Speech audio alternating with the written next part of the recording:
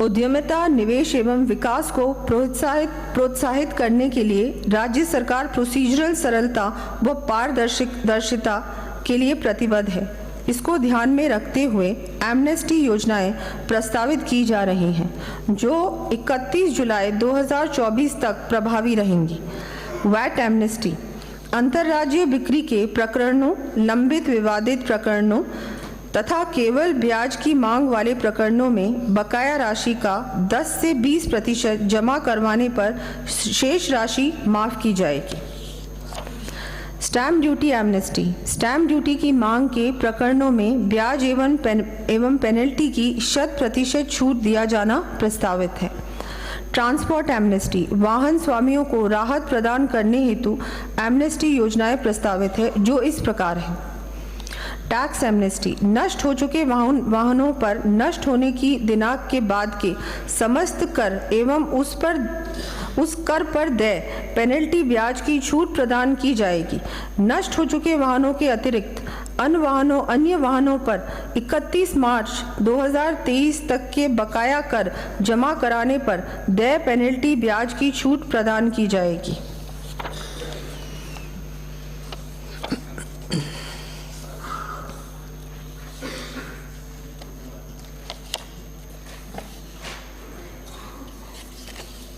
ई रवाना एमनेस्टी, खान विभाग से प्राप्त सूचना के आधार पर दर्ज ओवरलोडिंग अतिभरण के प्रकरणों में कंपाउंडिंग राशि में 96% तक छूट प्रदान की जाएगी।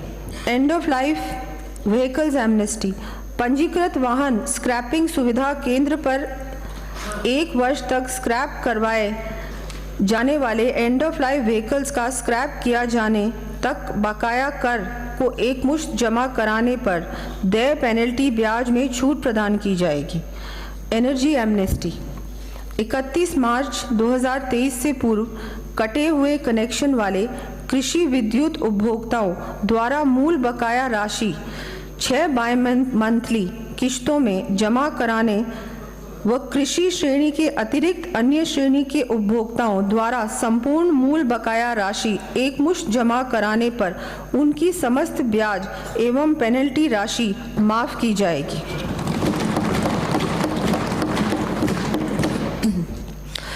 प्रदेश में ईज ऑफ डूइंग बिजनेस को प्रभावी कर आमजन को और अधिक सुविधाएं प्राप्त करवाने की दृष्टि से पक्षकारों द्वारा स्वयं भरी गई सूचनाओं के आधार पर पंजीयन हेतु उनका दस्तावेज स्वतः तैयार हो सकेगा। इसके साथ ही आवश्यक सभी सूचनाएं एवं GIS आधारित DLC स्वयं पक्षकार द्वारा अपलोड करने की सुविधा भी मोबाइल ऐप के माध्यम से दी जानी प्रस्तावित है। दस्तावेजों के ऑनलाइन एनीवेयर रजिस्ट्रेशन के कार्य को गति देने के लिए मौका निरीक्षण हेतु ऑनलाइन ऐप विकसित करते हुए क्वालिफाइड मौका निरीक्षकों को इम्पैनल करने की कार्रवाई की जाएगी। भौतिक स्टैम्प पत्रों के स्थान पर स्टैम्प ड्यूटी के ऑनलाइन माध्यमों यथा ई-ग्रास एवं राज स्टैम्प को बढ़ावा दिया जाएगा तथा रिफंड की प्रक्रिया को भी सरल व ऑटोमेट किया जाएगा। आमजन के साथ ही निवेशकों को अपनी परियोजना संबंधी पंजीयन कार्य के लिए दर दर नहीं भटकना पड़े, इस दृष्टि से टोल फ्री हेल्पलाइन के साथ ही सभी जिलों में चरणबद्ध रूप से 24/7 कार्य करने वाले आदर्श रजिस्ट्रेशन केंद्र स्थापित किए जाएंगे। प्रदेश में स्टैंप एवं रजिस्ट्रेशन से संबंधित विभिन्न शुल्कों की दरों के डिमिस्टिफिकेशन की दृष्टि से उन्हें चरणबद्ध रूप से रिवाइज कर रैशनलाइज किया जाएगा। स्वच्छ व पारदर्शी प्रशासन के सिद्धांत की बेहतर पालना सुनिश्चित करने हेतु वाणिज्यिक कर तथा आबकारी विभागों में कार्यों की चरणबद्ध रूप से फेसलेस मैनेजमेंट की व्यवस्था की जाएगी। इस दृष्टि से प्रदेश में online integrated tax management system, integrated excise management system तथा जन आधार वॉलेट को और अधिक सुदृढ़ एवं व्यापक किया जाएगा। वर्तमान में परिवहन विभाग के द्वारा ई लाइसेंस एवं ई रजिस्ट्रेशन सर्टिफिकेट जारी करने की प्रक्रिया निर्धारित करने के बाद भी आमजन को स्मार्ट कार्ड के लिए राशि 200 रुपये का अतिरिक्त व्यय करना होता है। अब आमजन को इस अतिरिक्त व्यय से मुक्त करने के लिए स्मार्ट कार्ड व्यवस्था को समाप्त करते हुए ई ड्राइविंग लाइसेंस एवं ई रजिस्ट्रेशन सर्टिफिकेट की व्यवस्था लागू किया जाना प्रस्तावित है।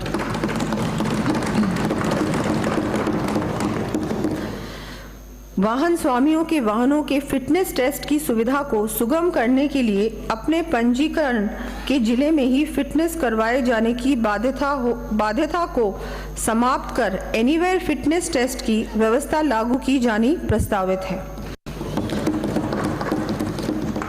राज्य के किसानों के हितों तथा आम उपभोक्ताओं की ज़रूरतों को ध्यान में रखते हुए चीनी और गुड़ पर मंडी शुल्क को समाप्त किया जाना प्रस्तावित है।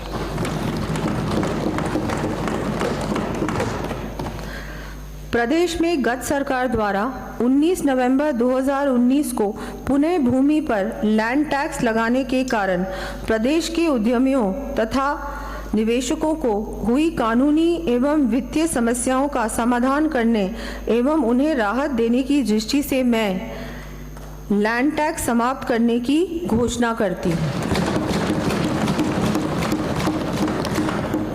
साथ ही पूर्व में सृजित लैंड टैक्स की डिमांड के संबंध में एमनेस्टी देते हुए मात्र मूल टैक्स की डिमांड का 10% जमा कराने पर शेष डिमांड भी समाप्त करना प्रस्तावित है। अब मैं वर्ष 2024-25 के बजट अनुमानों के संक्षिप्त तथ्य सदन के समक्ष प्रस्तुत कर रही हूँ। वर्ष 2024-25 में 4,86,615 करोड़ 10 लाख रुपए का कुल व्यय अनुमानित है। इन बजट अनुमानों में राजस्व व्यय 2,82,247 करोड़ 65 लाख रुपए और राजस्व प्राप्तियां 2,58,378 करोड़ 29 लाख रुपए अनुमानित की गई है। राजस्व घाटा 23,869 करोड़ 36 लाख रुपए का अनुमानित किया गया है। राज्य का राजकोषीय घाटा 67,240 करोड़ 48 लाख रुपए होना अनुमानित किया गया है, जो कि राज्य सकल घरेलू उत्पाद GSDP के 3.95% रहने का अनुमान है। राज्य का डेट GSDP रेशियो 37.48% रहना अनुमानित है। मैं माननीय सदन के माध्यम से प्रदेशवासियों को यह विश्वास दिलाती हूँ कि राज्य की अर्थव्यवस्था में गुणात्मक सुधार के लिए हम हर संभव प्रयास करेंगे, हर कदम उठाएंगे। Fiscal responsibility and budget management act की धारा 5 के अंतर्गत प्रत्येक वित्तीय वर्ष में वार्षिक बजट के साथ प्रस्तुत किए जाने वाले मध्यमकालिक राज्य वित्तीय नीति विवरण और राज्य वित्तीय नीति युक्ति विवरण सदन में प्रस्तुत किए जा रहे हैं। वर्ष 2024-25 के वार्षिक वित्तीय विवरण तथा अन्य बजट पत्रों के साथ कुछ अधिसूचनाएं जारी की जा रही हैं तथा अनुदान मांगे भी प्रस्तुत की जा रही हैं। चूंकि आगामी लोकसभा चुनाव के कारण बजट प्रस्तावों पर विधानसभा में चर्चा कराकर 31 मार्च 2024 से पूर्व वार्षिक बजट पारित कराया जाना संभव नहीं है। अतः मैं वित्तीय वर्ष 2024-25 के पहले 4 महीनों के लिए यथा 31 जुलाई 2024 तक व्यय हेतु लेखा अनुदान का प्रस्ताव प्रस्तुत कर रही हूँ। इस लेखा अनुदान में मांग संख्या 9, निर्वाचन मांग संख्या 36, आपदा प्रबंधन एवं सहायता तथा मांग संख्या 41, जन स्वास्थ्य अभियांत्रिकी के लिए पूरे वर्ष के लिए अपेक्षित राशि की मांग की गई है, क्योंकि इन मदों में होने वाला व्यय सामयिक है और इन्हीं महीनों में अधिक व्यय होने की संभावना है तथा इस व्यय को स्थगित नहीं किया जा सकता। लेखा अनुदान की अवधि यथा 31 जुलाई 2024 के पूर्व ही सदन के समक्ष परिवर्तित बजट अनुमान व प्रस्ताव प्रस्तुत कर दिए जाएंगे। हम राजस्थान को विकसित प्रदेश बनाने, इसकी गौरवशाली विरासत को संरक्षित करने एवं प्रदेशवासियों को समृद्ध बनाने के लिए प्रतिबद्ध हैं। युवाओं, महिलाओं, बुजुर्गों, किसानों, मजदूरों तथा वंचित वर्गों को सशक्त कर उनकी सहभागिता सुनिश्चित करते हुए विकसित एवं उन्नत राजस्थान के निर्माण की परिकल्पना को साकार किए जाने के लिए प्रभावी कदम उठाएंगे। मैं देश के लोकप्रिय पूर्व प्रधानमंत्री भारत रत्न अटल बिहारी वाजपेयी जी की ये पंक्तियां याद करना चाहूँगी। बाधाएं आती हैं आए, घिरे प्रलय की घोर घटाएं, पाँव के नीचे अंगारे, सिर पर बरसे यदि ज्वालाएं, निज हाथों में हंसते हंसते आग लगाकर जलना होगा, कदम मिलाकर चलना होगा, कदम मिलाकर चलना होगा।